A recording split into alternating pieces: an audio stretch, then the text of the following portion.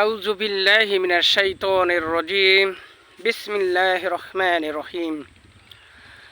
সুপ্রিয় ভাইরা আমার, আসসালামু আলাইকুম ওয়া রাহমাতুল্লাহি ওয়া বারাকাতুহু।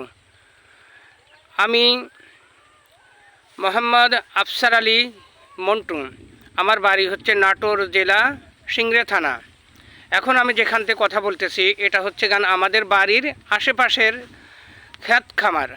দেখেন ভাইরা আমার, আমি ঢাকায় চাকরি করি, তবে গ্রামে আসলে আবহাওয়াটা দেখলে খুবই ভালো লাগে। গ্রামের যত সুন্দর সুন্দর ফসল, ভুট্টার ফসল হয়েছে, রসুনের ফসল হয়েছে, তারপরে কাশবনের ফসল হয়েছে। এখানে আপনারা দেখতেছেন সব ভুট্টার ফসল, এই যে দেখতে পারতেছেন ওই সব হচ্ছে ধানের ফসল। এটা হচ্ছে আমাদের বাড়ির আশেপাশের ক্ষেত খামারগুলো। তো ভাইয়ের আমার, আমরা ঢাকা শহরে থাকি, কিছুই দেখতে পাই না, ভালো ফসলও দেখতে পাই না। যে এখন যে ফসলগুলো দেখতেছি এগুলো সব হচ্ছে ভুট্টার ফসল।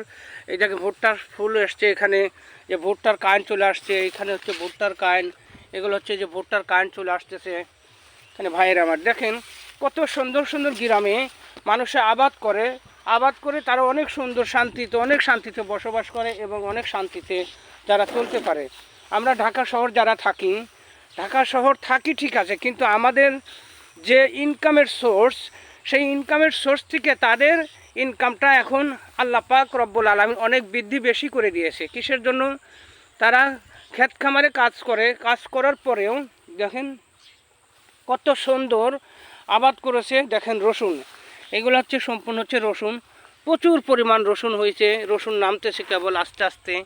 তো ভাইয়েরা আমার, এই যে দেখতে পাচ্ছেন যে রসুনগুলো, এই রসুনগুলো অল্প কিছুদিনের মধ্যে হয়তো রসুনগুলো উঠে যাবে। এই যে রসুনগুলো নামতেছে, এই যে পেঁয়াজ এখানে দেখা যাচ্ছে পেঁয়াজ হয়েছে অনেকগুলা।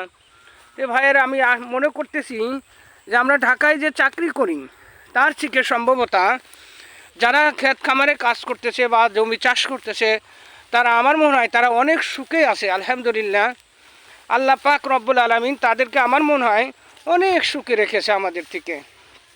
সেজন্য ভাইরা টাটকা ফসল পাচ্ছে তারা। এই যে দেখেন কত সুন্দর ফসল, ভুট্টা হয়েছে, কত সুন্দর ফসল, প্রচুর সুন্দর সুন্দর ফসল হয়েছে।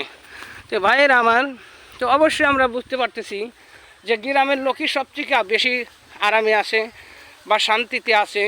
আমরা হয়তো শান্তিতে আছি ঠিক আছে, কিন্তু আমাদের টাকা যে চাকরি করি সেই চাকরির টাকা আমাদের হচ্ছে গুণা টাকা।